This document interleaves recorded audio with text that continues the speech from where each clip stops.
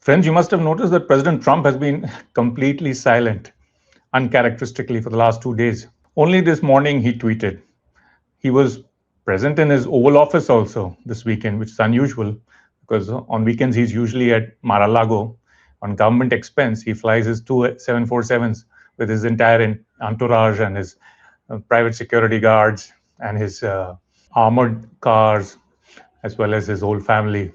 Well, the reason for his silence was not just that two US planes had been shot down on Friday, but the fact that the pilots and the weapons officer on one of them had been missing. On Friday, the Iranians managed to shoot down an F-15E Strike Eagle. It's a relatively older technology compared to the F-35 and the F-22. That is, it's not a stealth plane. Nonetheless, it has been updated with the latest sensors, and therefore it would be considered a fourth or 4.5 generation plane. It can fly at Mach 2.5, that's almost 3,000 kilometers per hour. It can carry as much as 9,000 kilos of weapons. And it seats two, that is one pilot and one weapons officer, both of which had to eject because they were shot down over Iran. This is the first American plane to be shot down over Iran in this conflict. Also, an A-10 Warthog, that is a slow-moving armored ground attack plane, which carries a very large cannon, which can fire about 70 shells of 3 centimeters, that's 30 mm, every second. That is about 4,200 shells in a minute. This too was shot down. Not clear whether it was shot down near Hormuz or whether it was shot down near the Kuwaiti border. There are conflicting accounts. If it was near the Kuwaiti border, maybe it was looking for these two pilots who were shot down. But luckily for the Americans, this plane did not fall within Iran. The pilot, even though the plane was damaged, managed to take it across, and he fell into neutral territory or friendly territory from where he could be rescued. That is the A-10 Warthog. Now, the moment the F-15 Eagle went down, the entire American armed forces were activated. That is, not only the American Air Force, the American Army, the helicopter gunships, the C-130 Hercules, the variety of drone aircraft that the US has, and the sensitive cyber, space, and electronic warfare sensors that the US possesses. Everything from satellites to electronic warfare aircraft, jammers, everything was activated. And they managed to get the pilot out within a few hours. But even the pilot's rescue was a bit of a trouble because the Black Hawk helicopter, which he was being carried in, came under fire. Though it managed to cross Iran's border and landed either in Kuwait or in Iraq, it's not clear. Damaged but safe. Problem was with the weapons officer. The weapons officer, when he ejected, was possibly injured in the process, and he fell, or landed rather, with his parachute some distance away from both the plane and the pilot. Now, the Iranian authorities very quickly reached the plane because they were carrying the wreckage of the plane on their national TV. And in fact, the Iranian government on TV had announced a reward of $60,000 for any Iranian who could capture the pilot alive. That is, they didn't want the pilot to be mistreated. They wanted him alive because he would be a great catch, a great prize. The pilot himself hid himself because it was a mountainous area. The province is called Kogulye. It's in the southwest of Iran. He hid in the crevices of the mountain somewhere, though from time to time he would go to the top of the ridge line. That's about 7,000 feet above sea levels, because he had a transponder, a kind of a beacon, and a communication device, possibly a two-way communication device. The beacon he couldn't use constantly because the Iranians would also be able to track him. They were also rushing towards him. It was a life and death race, and that's why probably he hid himself somewhere in the crevices. Now, there is some speculation that because this region is close to the southwest of Iran, where the Marsh Arabs are, and you know the Marsh Arabs have been in revolt against the Iranian government quite a few times. So there is some speculation that maybe he was being helped. But this is only speculation because we also know that there were some nomadic tribes who were also chasing after him. And they did come under fire because the governor of the province announced that 9 people had died. Most likely these 9 people were either from the IRGC or Basij, the paramilitary, or they were these locals. The Americans had some difficulty in locating him. So finally he was located by the CIA, which passed on this information to the Pentagon. There were, of course, in the air Black Hawk helicopters. There was C-130 helicopter gunship with special sensors. There were electronic warfare aircraft. There were dozens of aircraft in the air and hundreds of special forces on many of them. Finally, the Navy SEAL Team 6 managed to reach this guy. They came on two C-130 aircraft, which landed on an abandoned airstrip close to his location. This SEAL Team 6 was the same one which had hunted down and killed Osama bin Laden. It has a storied history, and ironically, this team was created right after the 1979-80 hostage crisis, in which the Iranian government had held 50 American diplomats as hostage because the Americans had frozen Iran's money in US dollar accounts. In response, the Americans launched something called Operation Eagle's Claw, in which in various helicopters, the special forces went. Unfortunately, for the Americans, the helicopters crashed in the desert and many soldiers died and they could not rescue the diplomats. After this, the president and the Joint Chiefs of Staff had decided to create these special forces. So the Navy has its own, it's called Navy SEALs, Team 6. And actually, earlier there were two teams, Team 1 and Team 2. But for this team, they had given the moniker 6 because they wanted to confuse the Soviets as to exactly what number of teams they have. They didn't want them to know that they have only 2. Later on, Army would have its own special forces, Delta Force, Army Rangers, US Army Rangers, and then Air Force would have its own. SEAL Team 6 is more storied because it was there in that Black Hawk Down operation in Somalia, where an American Black Hawk helicopter had been brought down, and then to rescue it, more helicopters were sent, which were also brought down.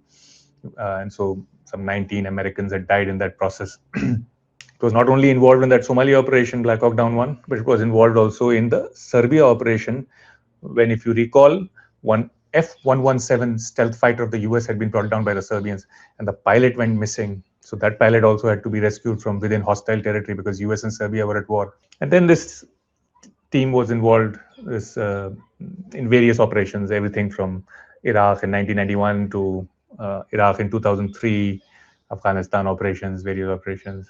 So it has a long history. They managed to reach him.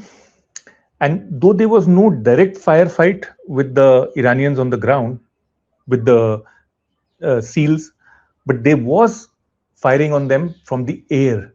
That is, the American aircraft in the air, the gunships, etc., were firing at the Iranians and not allowing them to come close. Even then, the Iranians managed to reach within 3 kilometers of where this guy was and where the planes had landed. But on landing, these 2 aircraft got stuck in the mud, or possibly they were fired upon. But these 2 C-130 Hercules got damaged. Therefore, the Americans had to send 3 more aircraft, possibly C-130 also. These 3 landed with more soldiers on board, and they carried the special forces officers and this pilot from the earlier 2 planes onto these 3 planes and took off. But the Americans couldn't have left those 2 C-130 with sensitive sensors and electronic warfare equipment on the ground. So they sent their fighter jets to destroy those on the ground. And that's why the Iranians have been displaying the wreckage of those 2 C-130 which were on the ground. The pilot is wounded, and possibly some of the others, because there were 2 Black Hawk helicopters also in this group, which came under fire. So some of the people on those also probably are wounded. That is, all in all, the US lost an A-10 Warthog, an F-15 Eagle, over $100 million, lost 2 C-130s, and apart from these 4 aircraft, lost either 2 or 3 Black Hawk helicopters. So the US probably lost between $500 million to $1 billion just in rescuing these 2 pilots. But the US is a rich country, and for it, this is not a very big expense. It prevents something much bigger. That is, if the Iranians had captured either one or both of these pilots, they could have used them for PR purposes. Both, it would have increased their publicity with their own population, but also internationally. And not only would this give them PR victory, but it would also allow them to negotiate with the US government. That is, bargaining for some other benefits. So some people believe this was a loss, but others believe it would have made no difference, because Dozens of American pilots were brought down by the North Vietnamese during the Vietnam War, and it did not change American behavior. That is, the North Vietnamese were not able to negotiate with the Americans much. Some small concessions here and there. Similarly, during the Iraq War, also in 1991, dozens of Allied pilots, Americans mostly, but some Brits, etc., also were brought down. And again, there was not much negotiation there too. So unlikely that it would have changed much. But both sides are now hailing these as victories. Iranians because they brought down so many planes, and Americans because they brought back the pilots alive. But what does this tell us about the larger picture of the war? It tells us that Iranians still have some air defense left, maybe just shoulder-fired man-pads, shoulder-fired missiles. And that's why if the plane is flying at low altitudes, you can get a few down. Not too many, because look, there were a lot of C-130 Hercules and Black Hawks at a low level flying around. They were unable to bring them down. The Iranians were unable to bring them down. So that means these manpads, which are basically heat-seeking missiles, are not very effective. Forget about high altitude, but even at low altitude. The Iranians, though, are claiming that it was not with manpads. They brought them down, these two aircraft down, with some special new anti-aircraft systems, which are secret. I don't think this is very likely, because if they really had such an effective secret defense, then they would bring down more aircraft, not just two. This operation also shows how advanced America's air defense and technology is. That is, I suspect that if they were to get into a fight with India, they would probably take down India's air defense within 2 days at most, because most of their planes can't be seen on radar at all.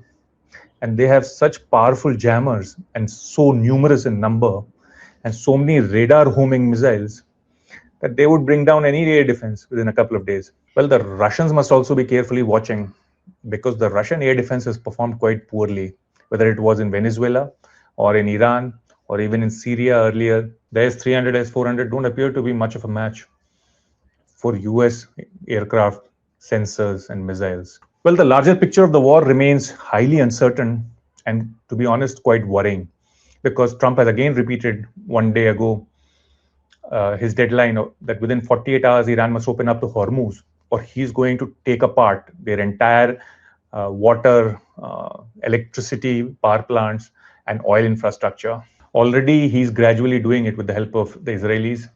They play a tag team. One will attack some universities and laboratories. The other will attack some pharmaceutical and vaccine plants, which is very worrying because Iran is under sanctions, so it can't get medicines. And now what internally it produced, even those medicine plants have been destroyed. Schools and hospitals, dozens of them have been targeted. Steel plants have been brought down. 70% of its steel making capacity has been brought down. And today I read some disturbing news that its petrochemical industry is being destroyed. Its largest petrochemical plant has also been destroyed. So if America was to continue this 24 hours from now, when the deadline is over, the Iranians are also going to respond similarly across the Gulf. In fact, they have already, I was reading, have attacked Kuwait's petrochemical plants, oil refineries today. They have also attacked Iran's petrochemical plants and oil refineries, power plants. Now, if they get down to real business, then they will start attacking UAE and Saudi also. And most of all, they will attack the water desalination plants, because US is threatening them with that. In fact, one of their desalination plants has been destroyed.